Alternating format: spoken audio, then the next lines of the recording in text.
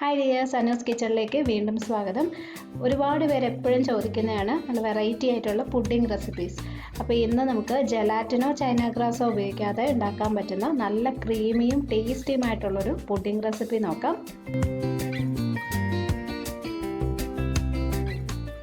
അപ്പോൾ ഈ പുഡിങ്ങിന് ആദ്യം നമുക്കൊരു കാരമൽ സിറപ്പ് ഉണ്ടാക്കണം. അതിനായിട്ടൊരു പാൻ വെച്ചിട്ടുണ്ട്. ഇതിനകത്തോട്ട് 5 ടേബിൾ സ്പൂൺ പഞ്ചസാര ഇട്ട് കൊടുക്കാം.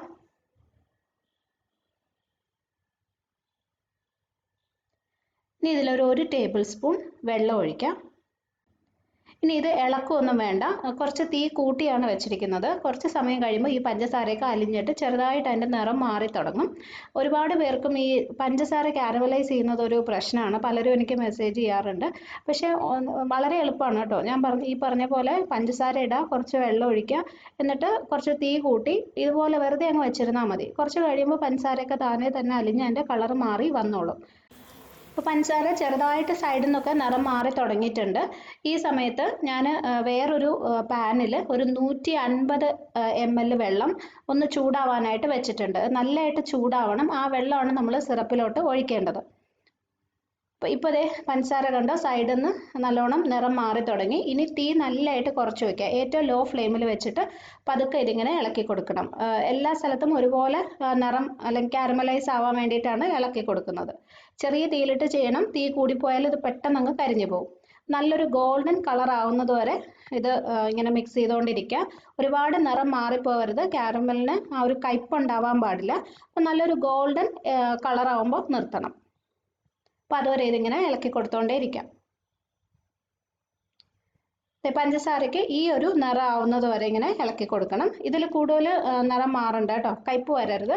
ഇനി നമ്മൾ ചൂടാക്കി വെച്ച വെള്ളം ഇതിനകത്തോട്ട് ഒഴിച്ചു കൊടുക്കുക. ഒഴിക്കുമ്പോൾ ശ്രദ്ധിക്കണം, നല്ല ചൂടായി കിടക്കുന്ന പഞ്ചസാരയിലോട്ടാണ് ഒഴിക്കുന്നത്. അപ്പോൾ ഇങ്ങനെ കയ്യിലോട്ടൊക്കെ തെറിക്കാനുള്ള ചാൻസ് ഉണ്ട്. അപ്പോൾ കുറച്ചൊന്ന് മാറി നിന്നിട്ട് ശ്രദ്ധിച്ച് ഒഴിക്കാം. അപ്പോൾ ഈ ഒഴിച്ച് കഴിയുമ്പോൾ പഞ്ചസാരയൊക്കെ ചിലപ്പോൾ ഇങ്ങനെ കട്ട പിടിച്ച് കിടക്കുന്ന പോലെ തോന്നും. അത് കുഴപ്പമില്ല. ഒരു 1/2 മിനിറ്റ് ഇത് നല്ലതായിട്ടൊന്ന് തിളപ്പിക്കുമ്പോൾ അത് വീണ്ടും ഒന്ന് അലിഞ്ഞോളും. ഈ സിറപ്പ് ഒരുപാട് കുറുകേണ്ട ആവശ്യമില്ല. ആ കട്ടിയായ പഞ്ചസാര വീണ്ടും ഒന്ന് അലിഞ്ഞാൽ മാത്രം മതി. അപ്പോൾ ഇത് ഒരു 1/2 മിനിറ്റ് ഒന്ന് തിളപ്പിക്കാം. അപ്പോൾ ഇത് സിറപ്പ് റെഡിയായി. ആ കട്ടിയായ പഞ്ചസാരയൊക്കെ അലിഞ്ഞ് ഇത് റെഡി ആയിട്ടുണ്ട്. ഇതുപോലെ നല്ല ലൂസായിട്ട് തന്നെ ഇരിക്കണം കേട്ടോ, വെള്ളം പോലെ ഇരിക്കണം, കുറുകി പോകരുത്. അപ്പോൾ ഇനി സ്റ്റൗ ഓഫ് ചെയ്തിട്ട് നമുക്കിത് മാറ്റി വയ്ക്കാം.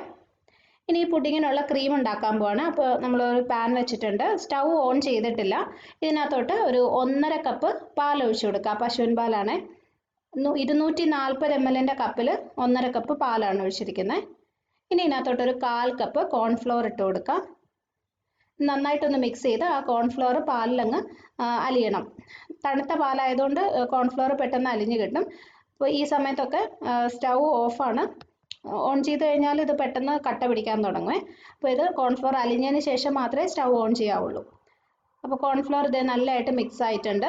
ഇനി നമുക്ക് സ്റ്റൗ ഓൺ ചെയ്തിട്ട് ഏറ്റവും ചെറിയ തീയിൽ വെച്ച് ഇതൊരു 1-2 മിനിറ്റ് ഒന്ന് ഇളക്കി കൊടുക്കാം. ആദ്യം ഈ കോൺഫ്ലോറിൻ്റെ ആ ഒരു പച്ച ചുവ അങ്ങ് മാറിയതിന് ശേഷം കുറച്ചും കൂടി തീ കൂട്ടി വെച്ചാൽ മതി. അല്ലെങ്കിൽ പെട്ടെന്ന് കുറുകും, ആ ഒരു പച്ചപ്പ് പോകത്തുമില്ല. അപ്പോൾ ഒരു 1-2 മിനിറ്റ് ചെറിയ തീയിലിങ്ങനെ ഇളക്കി കൊടുക്കാം. ഇതിപ്പോൾ ഞാൻ കുറച്ച് നേരം ഒന്ന് ഇളക്കി കൊടുത്തു. ചെറുതായിട്ടൊന്ന് കുറുകാൻ തുടങ്ങിയിട്ടുണ്ട്.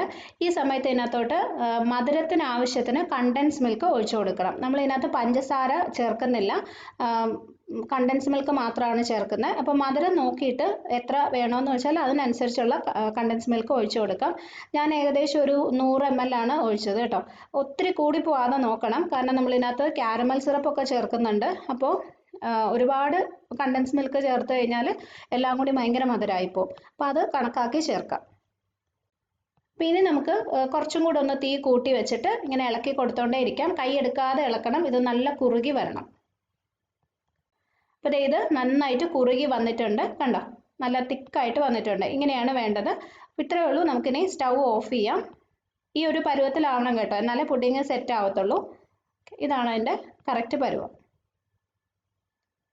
അപ്പോൾ ഞാൻ സ്റ്റൗ ഓഫ് ചെയ്ത് ഈ ക്രീം മാറ്റി വെച്ചു. ഇനി ഇതിനകത്തോട്ട് ഞാൻ കുറച്ച് ഫ്രഷ് ക്രീമും കൂടി ചേർക്കുന്നുണ്ട്. ഒരു 1/2 കപ്പ് ഫ്രഷ് ക്രീമും കൂടി ചേർക്കുന്നുണ്ട്.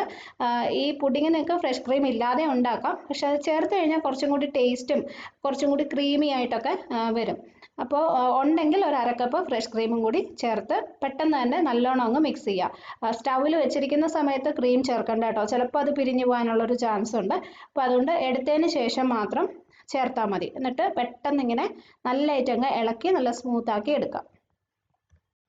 ഇനി ഇതിനകത്ത് നമുക്കൊരു ഫ്ലേവറിനായിട്ട് എന്തെങ്കിലും ഒരു എസൻസും കൂടി ചേർത്ത് കൊടുക്കണം. അപ്പോൾ എൻ്റെ കയ്യിൽ ഇന്നിപ്പോൾ വാനില എസൻസ് ആണുള്ളത്. അപ്പോൾ ഞാൻ അതൊരു 1 ടീസ്പൂൺ ഒഴിച്ചു കൊടുക്കുവാണ്. നിങ്ങൾക്ക് ഇതിന് പകരം ഏതെങ്കിലും കയ്യിലുള്ള ഏത് എസൻസ് ആയാലും ഉപയോഗിക്കാം കേട്ടോ. ഇപ്പോൾ റോസ് വാട്ടറോ അല്ലെങ്കിൽ ബട്ടർ സ്കോച്ചോ അങ്ങനെ എന്തെങ്കിലും ഉണ്ടെങ്കിൽ അത് കുറച്ച് ചേർത്ത് കൊടുത്താലും മതി. പുഡിങ്ങിന് അതിൻ്റെ ടേസ്റ്റ് ആയിരിക്കും, അത്രയേ ഉള്ളൂ. അപ്പോൾ നന്നായിട്ട് മിക്സ് ചെയ്തെടുക്കാം. ഇപ്പോൾ ക്രീം റെഡി ആയിട്ടുണ്ട്. ഇനി നമുക്ക് ലെയർ ചെയ്യാം. അപ്പോൾ ഞാൻ ഇന്ന് ഈ പാത്രത്തിലാണ് പുഡിംഗ് സെറ്റ് ചെയ്യുന്നത്. ആദ്യത്തെ ലെയറായിട്ട് നമുക്ക് കുറച്ച് ബ്രെഡ് വേണം. അപ്പോൾ ഒരു 3 പീസ് ബ്രെഡ് എടുത്തിട്ടുണ്ട്. ഇത് കൈകൊണ്ട് തന്നെ നല്ലതായിട്ടൊന്ന് ഉടച്ചെടുക്കാം, ഒന്ന് പൊടിച്ചെടുക്കാം. ഞാൻ ഇതിൻ്റെ സൈഡൊന്നും കട്ട് ചെയ്ത് കളഞ്ഞിട്ടില്ല. പക്ഷെ നിങ്ങൾക്ക് വേണമെങ്കിൽ അതൊക്കെ മാറ്റിയിട്ട് ബ്രെഡിൻ്റെ വെള്ള മാത്രം എടുത്താലും മതി. നന്നായിട്ട് ഇങ്ങനെ ഒന്ന് പൊടിച്ചു വയ്ക്കാം. എന്നിട്ട് കൈ വെച്ച് നല്ലോണം ഇങ്ങനെ ഒന്ന് അമർത്തി വെക്കണം. ഇത് സെറ്റായിരിക്കാൻ വേണ്ടിയിട്ട് നന്നായിട്ട് അമർത്തി കൊടുക്കാം. ഇനി ഇതിനകത്തോട്ട് നമ്മൾ റെഡിയാക്കി വെച്ച ആ കാരമൽ സിറപ്പ് ഒഴിച്ചു കൊടുക്കാം. സിറപ്പ് ഞാൻ കാണിക്കുന്ന പോലെ നല്ല ലൂസായിരിക്കണം കേട്ടോ, ഒട്ടും കുറുകി പോകരുത്, അത് കട്ട പിടിക്കും. അതുകൊണ്ടാണ്.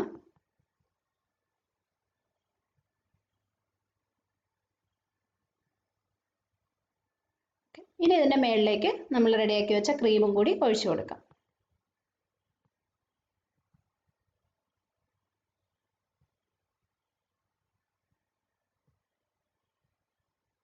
അപ്പോൾ ക്രീം ഒഴിച്ചിട്ടുണ്ട്. ജസ്റ്റ് ഒന്ന് ലെവൽ ചെയ്ത് കൊടുക്കാം. ഇനി ഏറ്റവും മുകളിലായിട്ട് നിങ്ങളുടെ കയ്യിലുള്ള എന്തെങ്കിലും നട്ട്സ് ഇട്ട് കൊടുക്കാം. എൻ്റെ കയ്യിലിപ്പം കുറച്ച് പിസ്ത ഉണ്ടായിരുന്നു, അപ്പോൾ ഞാൻ അതാണ് ഒന്ന് മുകളിലിട്ട് കൊടുക്കുന്നത്. ഈ പിസ്തയ്ക്ക് പകരം ഇപ്പോൾ ബദാമോ കാഷ്യൂനട്ടോ ഏത് വേണമെങ്കിലും നിങ്ങൾക്ക് യൂസ് ചെയ്യാം കേട്ടോ. ഏതായാലും കുറച്ച് നേരം ഒന്ന് വെള്ളത്തിലിട്ട് കുതിർത്തിട്ട് ഇതുപോലെ ചെറിയ പീസുകളായിട്ട് കട്ട് ചെയ്തിടുന്നതാണ് നല്ലത്. നമ്മൾ ഈ ബദാമൊക്കെ കുതിർത്തെടുക്കുമ്പം നല്ല കരികരായിരിക്കത്തില്ലേ, അപ്പോൾ കഴിക്കുമ്പോൾ അതൊരു നല്ല ടേസ്റ്റ് ആണല്ലോ. അതുപോലെ തന്നെ ഈ കാഷ്യൂനട്ട് ആയാലും പിസ്ത ആയാലും കുറച്ച് നേരം ഒന്ന് വെള്ളത്തിൽ ഇട്ടിട്ട് ഇങ്ങനെ ഒന്ന് കുതിർത്തിട്ട് ഇതുപോലെ കട്ട് ചെയ്തിട്ട് കഴിഞ്ഞാൽ ആ പുഡിങ്ങിൻ്റെ കൂടെ കഴിക്കുമ്പോൾ നല്ല ടേസ്റ്റാണ്. ആ ഒരു കരികര നമുക്ക് കടിക്കാനായിട്ട് കിട്ടും. അപ്പോൾ ഈ പുഡിങ് നമുക്കൊന്ന് സെറ്റ് ആവാനായിട്ട് ഫ്രിഡ്ജിൽ വെക്കണം. ഫ്രീസറിൽ വെക്കരുത്, ഫ്രിഡ്ജിൽ തന്നെ വെക്കുക. ഒരു 4-5 മണിക്കൂർ കൊണ്ട് സെറ്റായി കിട്ടും. ഞാനിതിപ്പോൾ രാത്രിയാണ് ഉണ്ടാക്കി വെക്കുന്നത്. അപ്പോൾ അടുത്ത ദിവസം ആകുമ്പോൾ നല്ലതായിട്ട് സെറ്റായിരിക്കും. അപ്പോൾ ഇത് ഇന്നലെ രാത്രി നമ്മൾ ഫ്രിഡ്ജിൽ വെച്ച പുഡിങ്ങാണ്. ക്രീമിൻ്റെ ലെയറൊക്കെ നന്നായിട്ട് സെറ്റായി വന്നിട്ടുണ്ട്. അപ്പോൾ നമുക്കിതൊന്ന് കട്ട് ചെയ്ത് നോക്കാം. നമ്മൾ ഈ ജലാറ്റിനും ചൈന ഗ്രാസും ഒക്കെ വെച്ച് ചെയ്യുന്ന പുഡിംഗ് പോലെ കറക്റ്റ് ആ ഒരു ഷേപ്പിൽ ഇങ്ങനെ അൺമോൾഡ് ചെയ്തെടുക്കാനൊന്നും പറ്റത്തില്ല. പക്ഷെ എന്നാലും അത്യാവശ്യം ആ ക്രീം നന്നായിട്ട് സെറ്റായിട്ടുണ്ടാവും. ഇതുപോലെ കട്ട് ചെയ്ത് എടുക്കാൻ പറ്റും. പിന്നെ ഇതിനകത്ത് ഈ കണ്ടൻസ് മിൽക്ക് നിർബന്ധമാണ് കേട്ടോ. അതിന് പകരം നിങ്ങൾക്ക് പഞ്ചസാര യൂസ് ചെയ്ത് കഴിഞ്ഞാൽ ഇത്രയും ടേസ്റ്റ് കിട്ടത്തില്ല. പക്ഷേ ഫ്രഷ് ക്രീം നിങ്ങളുടെ കയ്യിൽ ഇല്ലയെന്നുണ്ടെങ്കിൽ ഒഴിവാക്കാം. നല്ല ക്രീമി ആയിട്ടുള്ള നല്ല ടേസ്റ്റി ആയിട്ടുള്ള പുഡിങ്ങാണ്. നിങ്ങളൊന്ന് ട്രൈ ചെയ്ത് നോക്കണേ, തീർച്ചയായിട്ടും ഇഷ്ടമാവും. അപ്പോൾ നിങ്ങൾ ഉണ്ടാക്കി നോക്കിയിട്ട് അഭിപ്രായമൊക്കെ അറിയിക്കണം. റെസിപ്പി ഇഷ്ടമാവുകയാണെങ്കിൽ വീഡിയോ ഒന്ന് ഷെയർ ചെയ്തേക്കാൻ മറക്കല്ലേ. അപ്പോൾ നമുക്ക് അടുത്തൊരു നല്ല റെസിപ്പി ആയിട്ട് വീണ്ടും കാണാം. Bye friends, thank you for watching.